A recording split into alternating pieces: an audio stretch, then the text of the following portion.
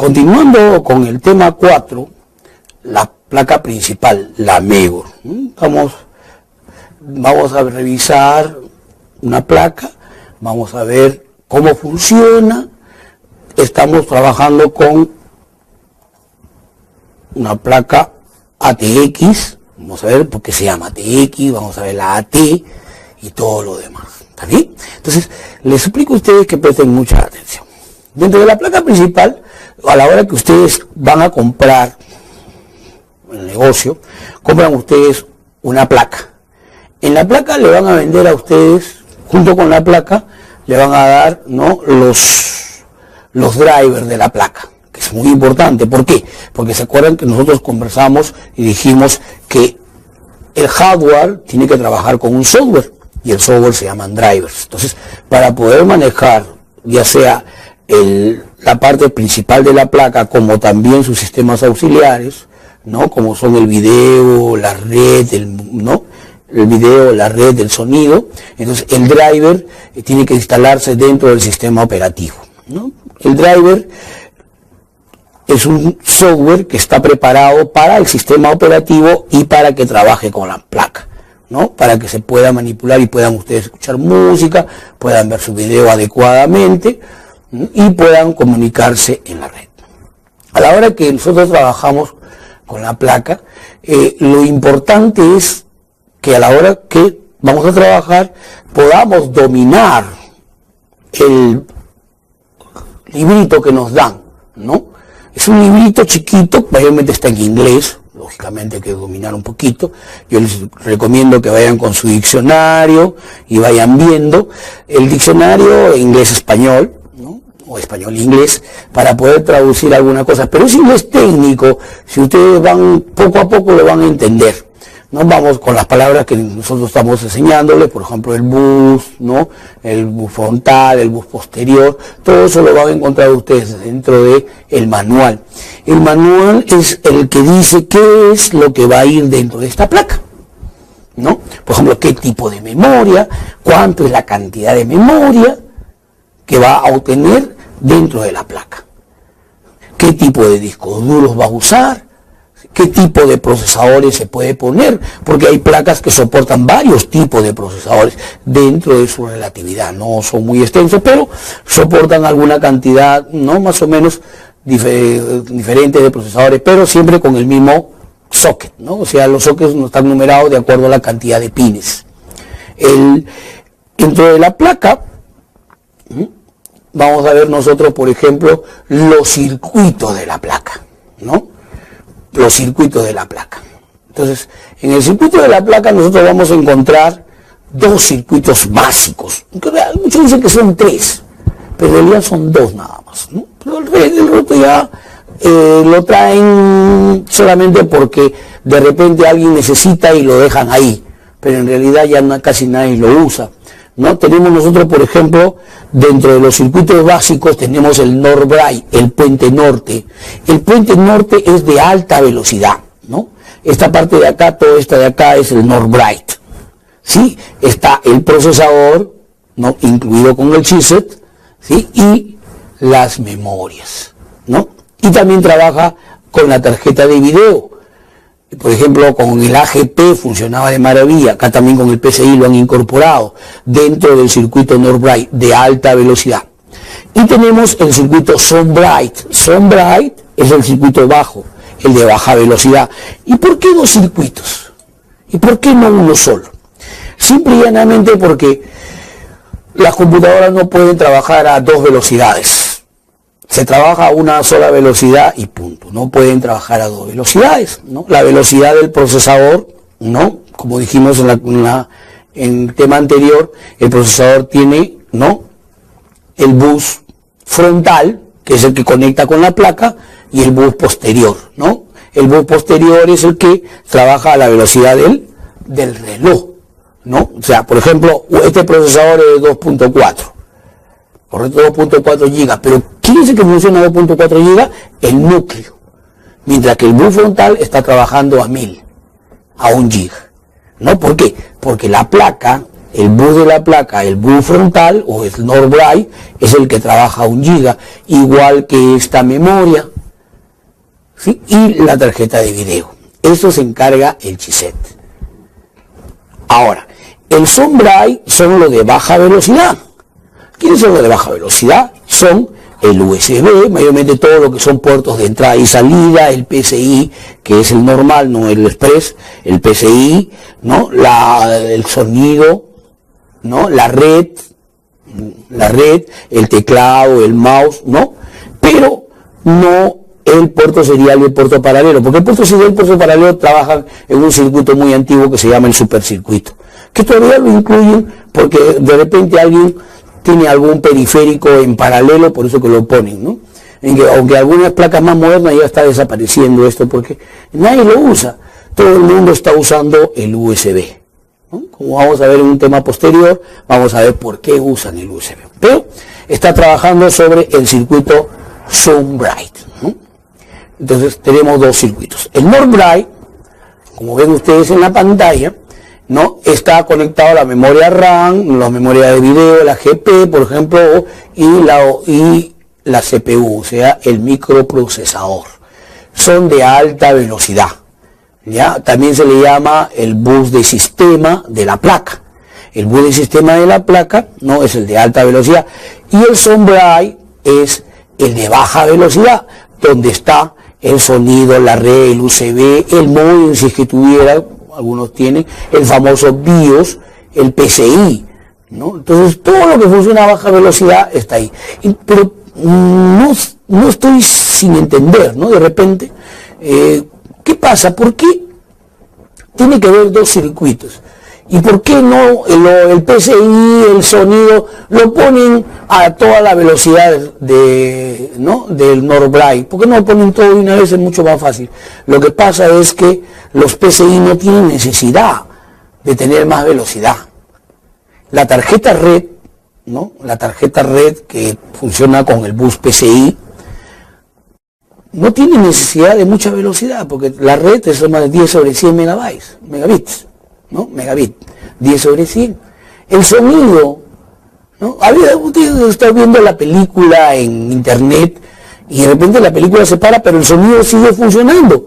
¿Por qué? Porque el sonido trabaja más rápido, es más fácil, más analógico, no necesita mucho proceso, no necesita mucho ancho de banda para poder transmitirlo. En cambio el video sí. El video tiene mucha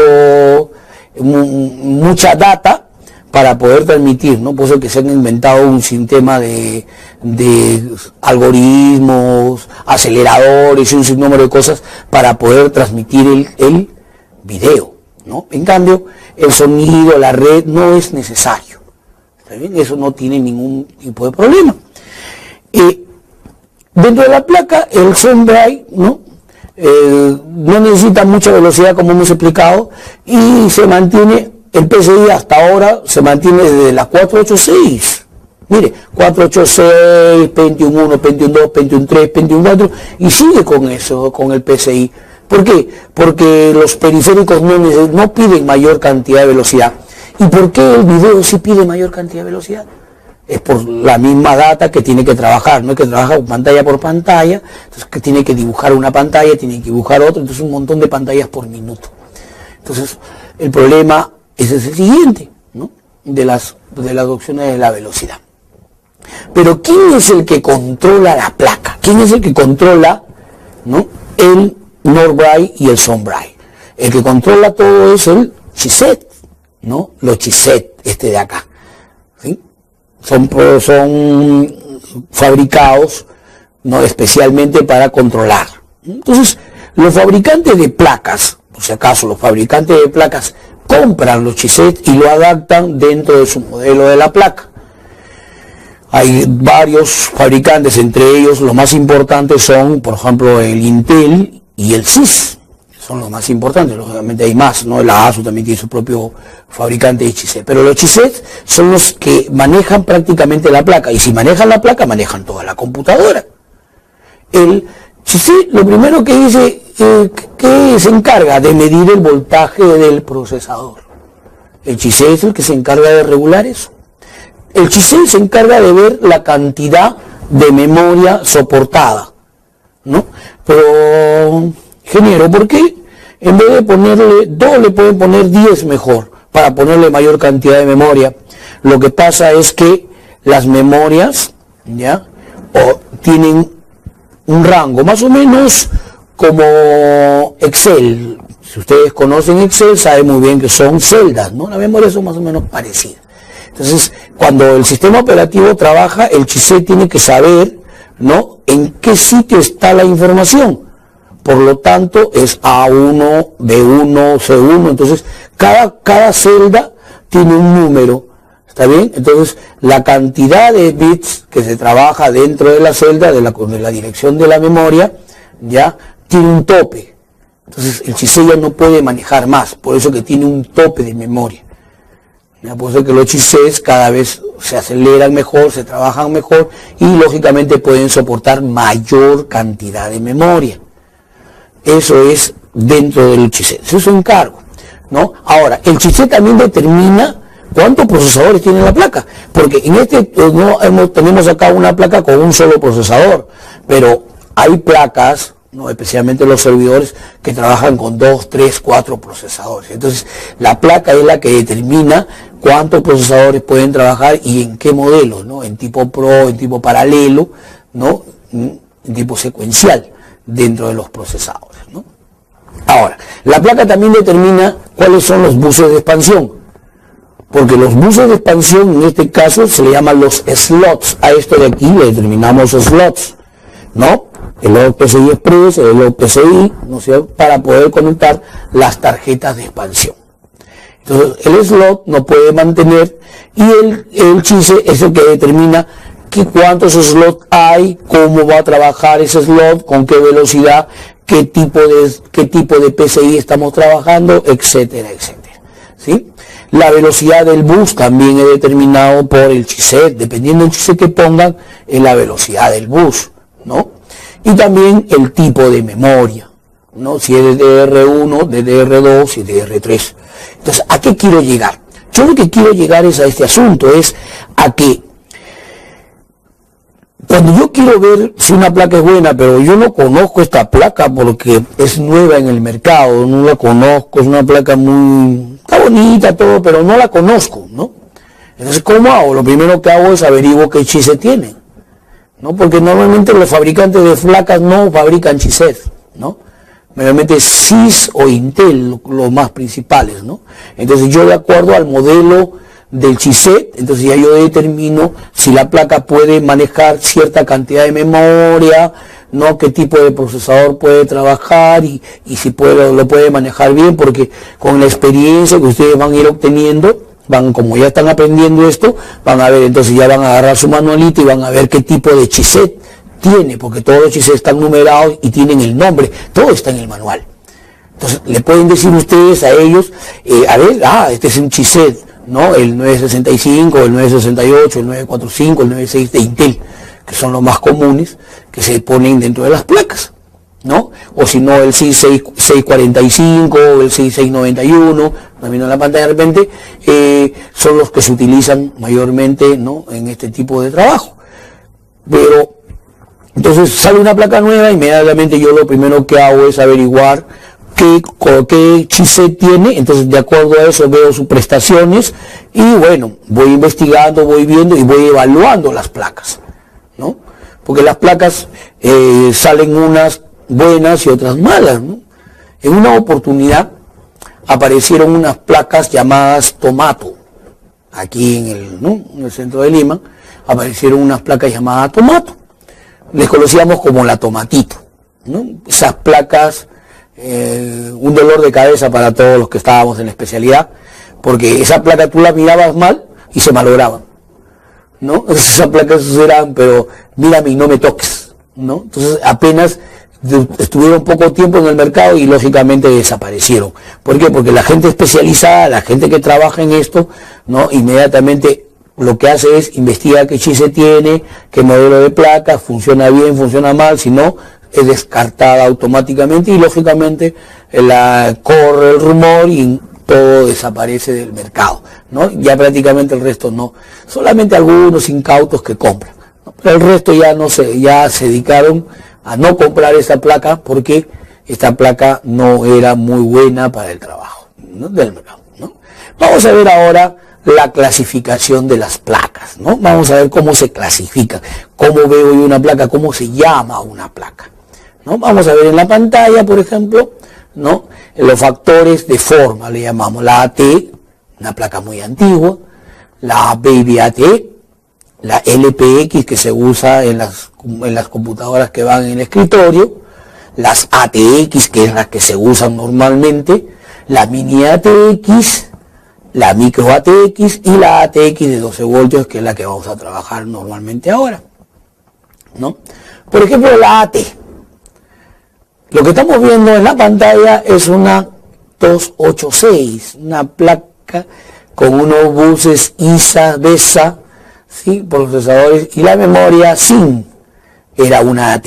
¿Cómo reconozco una AT? Si ustedes ven en la parte superior izquierda, ¿no?, van a ver una especie redonda, un conector redondo que se le llama, ¿no?, el conector del teclado.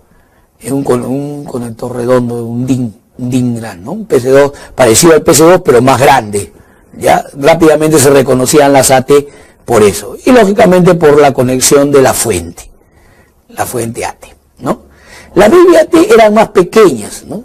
Ustedes pueden ver en el teclado, en la pantalla, pueden ver ustedes ahí la conexión que dice Baby AT, abajito está la conexión, y la conexión era del P1 y el P2, ¿no? Esa era la conexión de la fuente, ¿ya?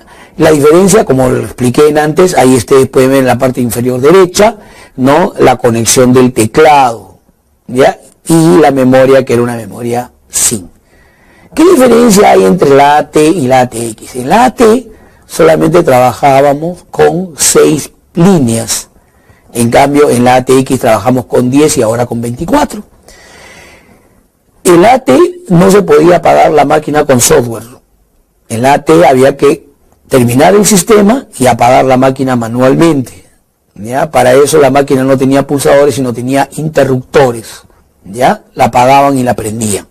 ¿Por qué? Porque la fuente no respondía hasta que apareció la ATX. Esa es la diferencia entre la AT y la ATX, ¿no? La LPX es una placa hecha para las computadoras de sobremesa, ¿no?, las bajitas, ¿no? Y ahí lo pueden observar. La LPX siempre tiene un adaptador que se pone en forma vertical, parte superior izquierda, donde se van a colocar las tarjetas de expansión, ¿no?, en una forma paralela a la placa. Está diseñada para este tipo de computadoras, ¿no?, especialmente para las desktop, la de escritorio, la LPX es el modelo. Y la que nosotros usamos, la ATX, ¿no? La ATX tiene un tamaño bastante grande, mayormente grande. Nosotros vamos a usar la Baby ATX. La ATX es una grande y la conexión, como pueden ver, ya es PS2 más pequeño, como pusimos en las clases anteriores. Acuérdense, PS2 lila es para el teclado, PS2 verde es para el mouse, ¿no? Es la ATX. Tenemos la Mini ATX, una pequeña, ¿no?, computadorita chiquita nada más. Pero ¿por qué tan chiquita, no? Algunas de ellas hasta no tenían ni disco duro. ¿Por qué? Porque normalmente lo usaban como terminales, ¿no?, de recepción nada más. Algunos le decían terminales tontas, pero no son terminales tontas. La terminal tonta se le define a aquellas que no pueden hacer nada, solamente revisar y mirar, ¿no? En cambio estas sí podían hacer alguna comunicación. Lo que pasa es que el sistema operativo lo tomaba directamente de la red, ¿ya? Esto se evitaba de que la persona que manipulaba esta máquina podía extraer alguna información, ¿no?, o copiar algo que no debía salir, ¿no? Mayormente esas terminales se usan en los sitios de alta seguridad como los bancos, para poder evitar que los que manipulan estas máquinas no puedan extraer, ¿no?, información de ellas, ¿no? Por eso son terminales que son bien pequeñitas, que no tienen ninguna capacidad como para poder almacenar información, ¿sí? Lo que nosotros usamos es la Micro ATX, que es la que, como podemos ver aquí en la pantalla, ¿no? Es la que nosotros usamos normalmente, se usa mayormente en casi todas las computadoras que trabajamos dentro de la institución, o en su casa de repente también la tienen, la famosa micro ATX. ¿Qué diferencia hay entre la fuente de conexión AT y la conexión ATX? ¿No? La AT antiguamente tenía 20 pines, ahora tiene 24, y la AT tiene más que 12 pines, ¿no? Y se trabaja con dos conectores. Los conectores son completamente diferentes, las fuentes son completamente diferentes, trabajan de una manera diferente, porque con ellas se puede apagar o prender en forma indistinta. ¿Ya? Lo que nosotros, la modernidad nos dio la separación de la ATX. La ATX de 12 voltios es cuando se conecta directamente desde la fuente, se conecta a los 12 voltios. ¿Para qué? Para alimentar a todos los motores. El problema de los motores es que cuando tú prendes la máquina, ¿ya?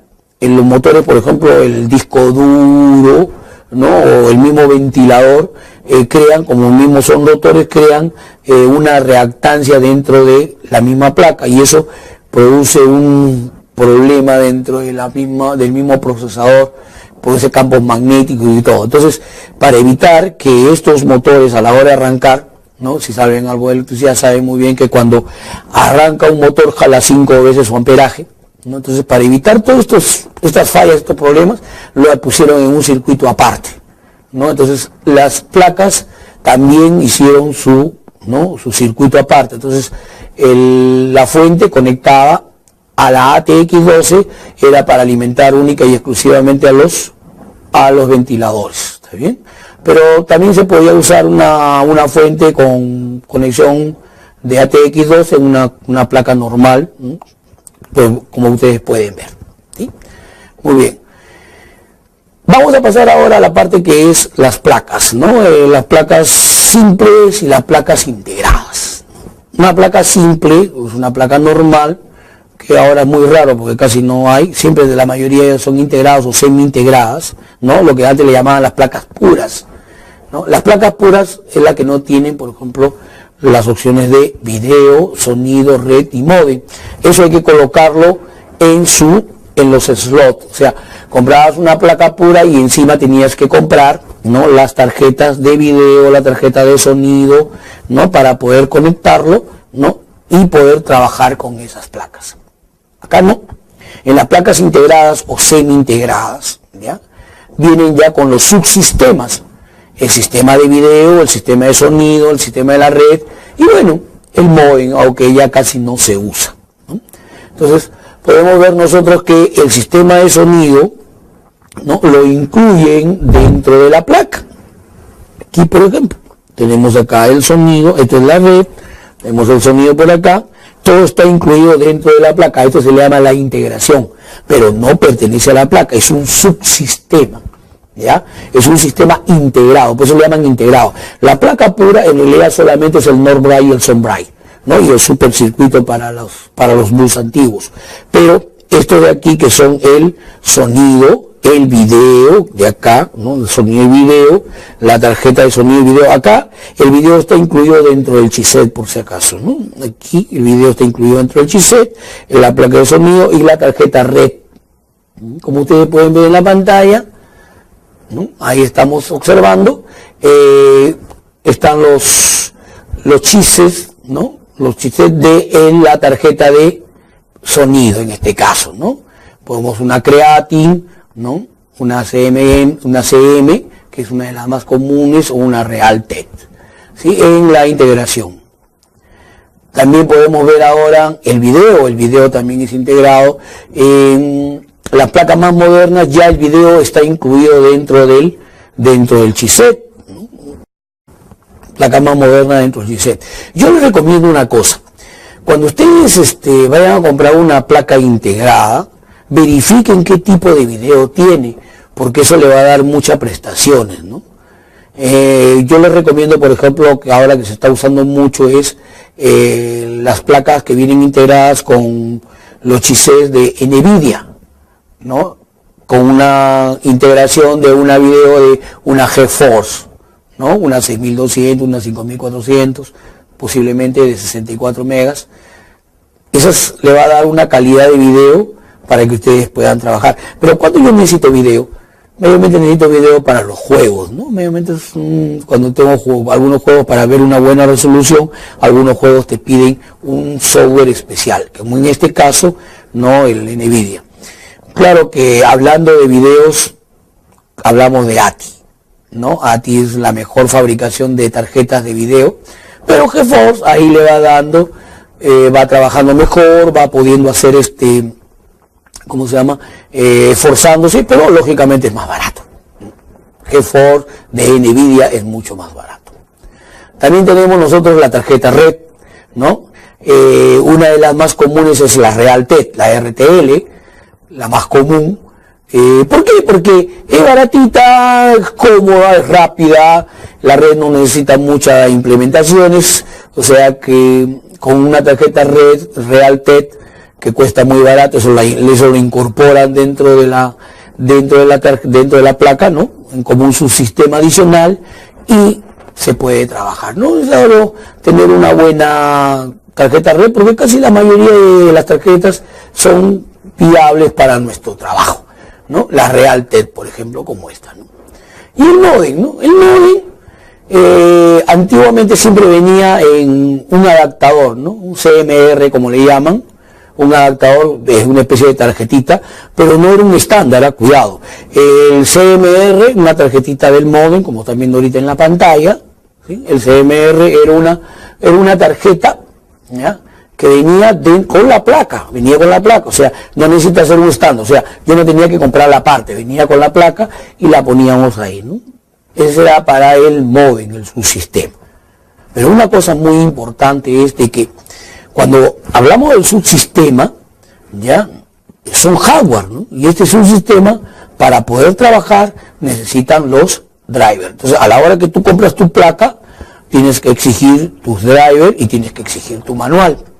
Todo viene dentro de la caja. Cuando tú compras una computadora, también es bueno que exijas el manual y exijas los drivers de la computadora, porque en algún momento quieras formatearla y quieras. Pero ojo, no todos los drivers funcionan para todos los sistemas operativos. No. Cada driver está preparado para un sistema operativo. Los drivers de Windows no son igual a los drivers de Linux, como vamos a ver un poco más adelante en las siguientes unidades. ¿Ya? Eso es la comparación de los drivers. En la función de los chipsets, ¿ya? Vemos nosotros las placas. ¿Cómo vamos a tasar una placa? ¿Cómo voy a ver si esta placa es buena o esta placa es mala? Muy bien.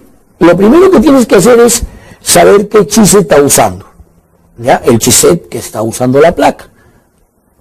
Inmediatamente te consigues el número de la placa, el manual de la placa y le indicas, por ejemplo, qué tipo de memoria está usando, ¿no?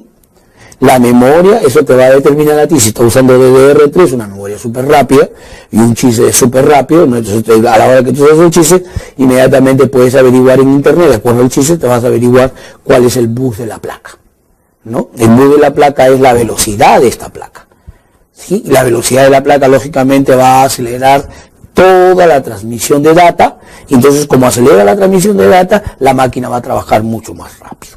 ¿Sí? Entonces, ¿qué otra peculiaridad? Como les dije anteriormente, el video, ¿no? El video, el sonido y la red, que son las prestaciones un poco importantes para una máquina. Si voy a comprar una placa y me están ofreciendo una placa con una buena tarjeta de video integrada, lógicamente, no, su valor va a subir, no sea económico, pero de repente va a subir dentro de lo que es prestación, ¿no? Y una tarjeta de sonido muy buena, una adecuada como una LAM, una LAC-TREP, ¿no? Aunque normalmente usan la Realtek, ¿no? Y la tarjeta red también una adecuada, entonces va a subir la prestación. ¿Cómo compro la placa? Primero lo que tengo que saber es qué procesador voy a usar en la placa. Punto número 1, ¿qué procesador voy a usar? Listo, de acuerdo a eso, qué procesador voy a usar en la placa, voy a ver qué memorias uso en la placa, ¿ya? ¿Listo? Porque lo demás ya es estándar, ¿no? El disco duro, la lectora, lo demás que lleva dentro de la placa, que no es mucho más, ¿no?